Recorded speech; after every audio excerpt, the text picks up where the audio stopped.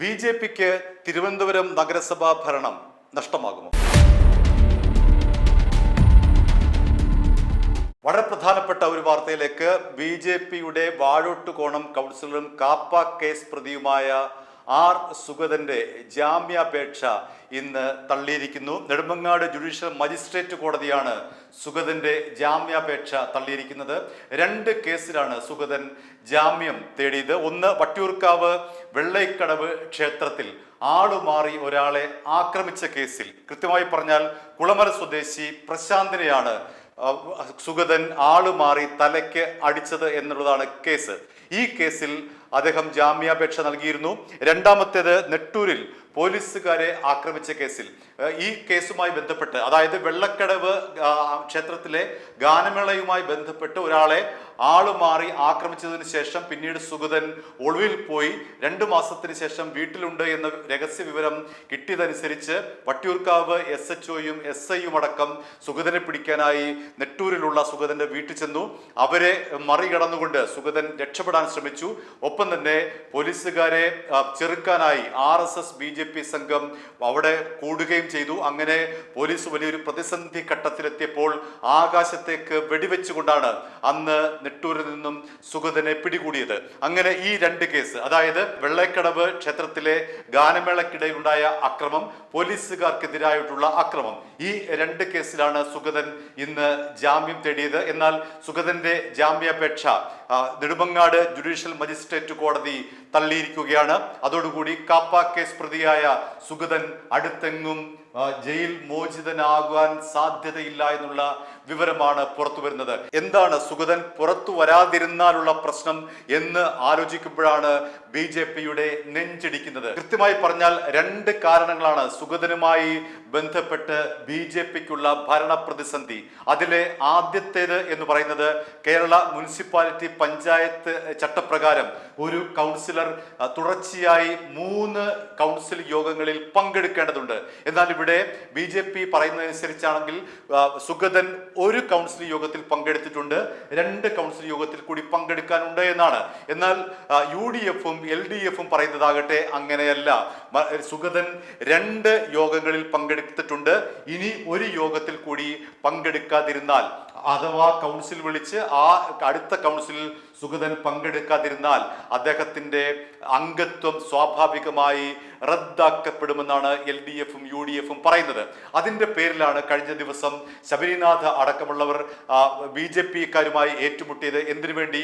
ആ മിനിറ്റ്സിന് വേണ്ടി. സുഗതൻ എത്ര യോഗത്തിൽ പങ്കെടുത്തു എന്നറിയാൻ വേണ്ടി മിനിറ്റ്സ് പരിശോധിക്കുന്നതിനിടയിലാണ് UDF പാർലമെന്ററി പാർട്ടി നേതാവായിട്ടുള്ള ശബരിനാഥും അതേപോലെ തന്നെ ബി.ജെ.പി കൗൺസിലറായിട്ടുള്ള ഉദയനും തമ്മിൽ വലിയ തരത്തിലുള്ള കായികമായ അക്രമത്തിലേക്കൊക്കെ കടന്നത് എന്നുള്ള കാര്യം നമുക്കറിയാവുന്നതാണ്.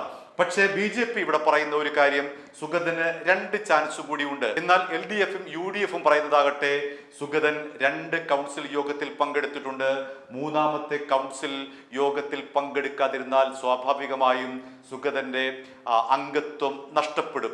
LDFും UDFും പറയുന്നതാണ് ശരിയെന്നാണ് പ്രധാനമായും ഇവിടെ ഉയരുന്ന ഒരു ആരോപണം. അല്ലാതെ ബി.ജെ.പി പറയുന്നത് പോലെ സുഗതൻ 1 യോഗത്തിൽ മാത്രമായി പങ്കെടുത്തിട്ടില്ല എന്നാണ് പുറത്തു വരുന്ന വിവരം.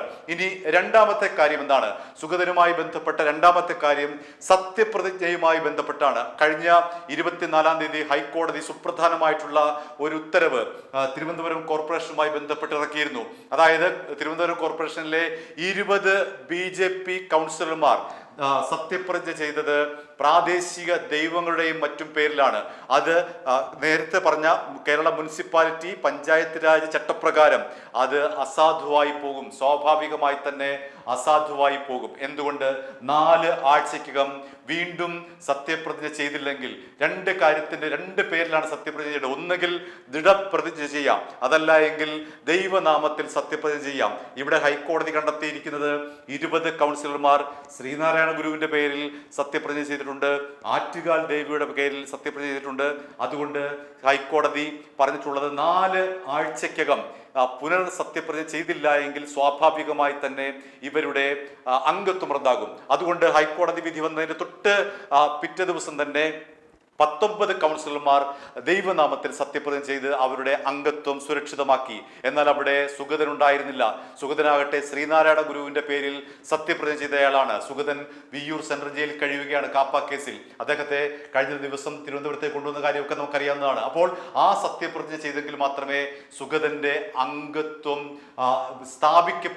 പുനഃസ്ഥാപിക്കപ്പെടുകയുള്ളൂ. ഹൈക്കോടതി ഉത്തരവ് വന്നിട്ട് ഇപ്പോൾ ഏതാണ്ട് 1.5 ആഴ്ച കഴിഞ്ഞിരിക്കുന്നു. 4 ആഴ്ചയ്ക്കകം സുഗതൻ വീണ്ടും സത്യപ്രതിജ്ഞ ചെയ്തില്ല എങ്കിൽ സുഗതന്റെ അംഗത്വം സ്വാഭാവികമായും നഷ്ടപ്പെടും. അങ്ങനെ വരുമ്പോഴാണ് ഇവിടെ വലിയൊരു പ്രതിസന്ധി രൂപപ്പെടുന്നത്. BJPക്ക് തിരുവനന്തപുരത്തെ നഗരസഭാ ഭരണം നഷ്ടമാകുമോ എന്നുള്ള വളരെ നിർണായകമായ ചോദ്യത്തിനുള്ള ഉത്തരമാണ് ഇപ്പോൾ നമുക്ക് പറയാൻ കഴിയുന്നത്. അതായത് 4 ആഴ്ചക്കിടെ സുഗതൻ കാപ്പ കേസിൽ കഴിയുന്ന സുഗതൻ ജാമ്യം നേടി പുറത്തു വന്ന് തിരുവനന്തപുരം നഗരസഭയിൽ വന്ന് പുനഃസത്യപ്രതിജ്ഞ ചെയ്തില്ല എങ്കിൽ അദ്ദേഹത്തിന്റെ അംഗത്വം നഷ്ടപ്പെടും. മറ്റൊന്ന്, 3ാമത്തെ കൗൺസിൽ യോഗം വിളിക്കുമ്പോൾ അവിടെ അദ്ദേഹത്തിന്റെ സാന്നിധ്യമില്ല എങ്കിൽ വീണ്ടും അദ്ദേഹത്തിന്റെ സ്ഥാനം നഷ്ടപ്പെടും. അങ്ങനെ സുഗതന്റെ സ്ഥാനം നഷ്ടപ്പെടാനുള്ള 2 സാധ്യതകളാണ് ഇവിടെ ഉയർന്നു വരുന്നത്. ഇനി സുഗതന്റെ അംഗത്വം നഷ്ടപ്പെട്ടാൽ എന്താണ് സംഭവിക്കുക എന്നുള്ളതാണ് ഏറ്റവും പ്രധാനപ്പെട്ട ചോദ്യം. അതിനുള്ള ഉത്തരം ഇതാണ്. ആകെ 101 കൗൺസിലർമാരാണ് തിരുവനന്തപുരം നഗരസഭയിലുള്ളത്. ഇതിലെ കേവല ഭൂരിപക്ഷത്തിന് 51 കൗൺസിലർമാരുടെ പിന്തുണ വേണം. BJPക്കാകട്ടെ 50 കൗൺസിലർമാരുടെ പിന്തുണ മാത്രമേ ഉള്ളൂ. ഒരു പിന്തുണ എന്ന് പറയുന്നത് സ്വതന്ത്ര സ്ഥാനാർത്ഥിയായിട്ടുള്ള പാറ്റൂർ രാധാകൃഷ്ണൻ. അദ്ദേഹം തിരുവനന്തപുരം പ്രസ് ക്ലബിന്റെ മുൻ ഭാരവാഹിയൊക്കെയാണ്. അപ്പോൾ അദ്ദേഹത്തിന്റെ കൂടി പിന്തുണ ഉറപ്പാക്കിക്കൊണ്ടാണ് BJP തിരുവനന്തപുരം നഗരസഭ പിടിച്ചത്. 51 എന്നുള്ള കേവല ഭൂരിപക്ഷം BJP ഉണ്ടാക്കിയത് പാറ്റൂർ രാധാകൃഷ്ണന്റെ പിന്തുണയോടുകൂടിയാണ്. ഇവിടെ ഇപ്പോൾ സുഗതൻ ഇല്ലാതാകുമ്പോൾ അത് 50 കുറയും. അതായത് കേവല ഭൂരിപക്ഷം BJPക്ക് നഷ്ടപ്പെടും. അങ്ങനെ വരുമ്പോഴേക്കും BJPക്ക് ഭരണം നഷ്ടപ്പെടും. എങ്ങനെ? ഒരു അവിശ്വാസ പ്രമേയം കൊണ്ടുവന്നാൽ, UDFും LDFും കൂടി ചേർന്ന് അവിശ്വാസ പ്രമേയം കൊണ്ടുവന്നാൽ ഏത് ഘട്ടത്തിൽ വേണമെങ്കിലും BJPക്ക് ഭരണം നഷ്ടപ്പെടാം. എന്നാൽ ഇവിടെ ഒരു പ്രധാനപ്പെട്ട പ്രശ്നം ഉയരുന്നത് LDF അവിശ്വാസ പ്രമേയം കൊണ്ടുവരുന്നതിനോട് എതിർപ്പാണ്.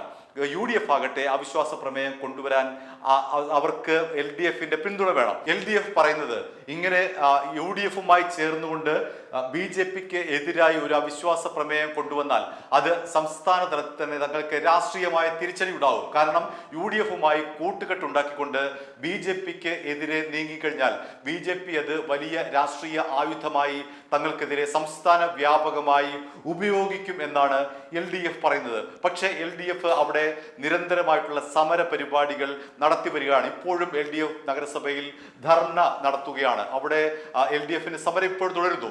അവിടെ ഇപ്പോൾ ഒരു അവിശ്വാസ പ്രമേയം കൊണ്ടുവന്നാൽ ഏത് സമയത്ത് വേണമെങ്കിലും LDFനും UDFനും ഒരുമിച്ച് നിന്നുകൊണ്ട് സുഗതന്റെ അഭാവത്തിൽ BJPയുടെ തിരുവനന്തപുരത്തെ നഗരസഭാ ഭരണത്തെ അട്ടിമറിക്കാൻ കഴിയും എന്നുള്ളതാണ് ഇപ്പോഴത്തെ അവസ്ഥ. സുഗതൻ എന്നാണ് ഇനി ജാമ്യത്തിൽ ഇറങ്ങുന്നത് എന്നതിനെ സംബന്ധിച്ച് നമുക്ക് വ്യക്തതയില്ല. അദ്ദേഹം കാപ്പ ബോർഡിന് മുൻപാകെ അപേക്ഷ കൊടുത്തിട്ടുണ്ട്. അത് എന്ന് കാപ്പ ബോർഡ് പരിഗണിക്കും എന്നുള്ള കാര്യത്തിലും വ്യക്തതയില്ല.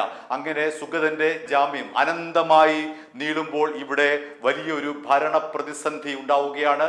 വലിയൊരു ചോദ്യം ഉയരുകയാണ്. BJPക്ക് തിരുവനന്തപുരം നഗരസഭാ ഭരണം നഷ്ടമാകുമോ എന്നുള്ളതാണ് ആ ചോദ്യം. i2i News, an eye for truth. i2i News subscribe ചെയ്തിട്ടില്ലാത്തവർ ഇപ്പോൾ തന്നെ സബ്സ്ക്രൈബ് ചെയ്യുക. നോട്ടിഫിക്കേഷൻ ലഭിക്കുവാൻ ബെൽ ബട്ടണും അമർത്തുക.